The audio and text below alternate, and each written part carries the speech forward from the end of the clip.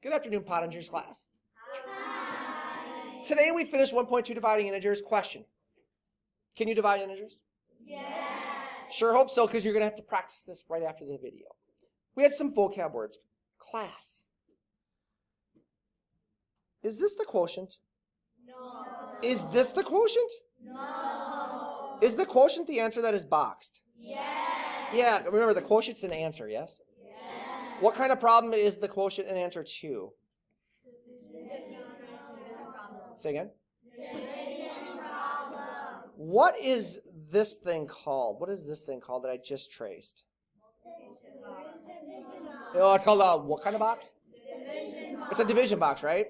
And on the outside of the division box is where we always have what? The divisor. And the divisor actually divides the number inside the box, right? Yes. And speaking of the number inside the box, what is that called? Dividend. The dividend is the number that's being split up by the divisor, yes? Yes. Sometimes when we do a division problem, we have some leftover numbers, right? Yes. We call those leftover numbers. Remainder. All right, guys. McDonald's math. That's how we solve division problems. So if you remember, does McDonald's serve cheeseburgers rare? Will you hopefully remember the steps to a division problem? Yes. Okay, repeat after me. Does. What's it stand for? McDonald's. What's it stand for? Multiply. Serve. Serve. What's it stand for? Subtract. Cheese. Cheese. What's it stand for? Check answer. Burgers. Burger. What's it stand for? Bring down. Rare. Rare. What's it stand for? Repeat. Repeat after me when I'm done. Does McDonald's serve cheeseburgers rare? Does McDonald's serve cheeseburgers rare? You guys, I'm going to do this problem right here. I'm going to do this problem. I know it's already done, but I'm going to show you how we solved it. Ready? Pay attention because I might have some questions for you. The problem that we were solving was 437 divided by 6. Yes? Yes. Okay, here we go. Does this 6 go into 4? No. So if the divisor doesn't go into the dividend, what do we put up here? 0. Because it's a what? Placeholder. It's a placeholder, right? Yes. So if the 6 doesn't go into 4, we want to see if it goes into the 43, right? Yes. Does 6 go into 43? Yes. How many times? 7. So does McDonald's serve cheeseburgers rare? The D stands for divide, right? Yes. Did we just divide? Yes. So does McDonald's, what does McDonald's stand for? Multiply. So we're going to multiply the 7 and the 6, yes? Yes. What's 7 times 6? 42. 42, so we write the 42 here. So does McDonald's serve? What does serve stand for? Subtract. So we're going to subtract those two numbers, 43 and 42, right? What's 43 minus 42? 1.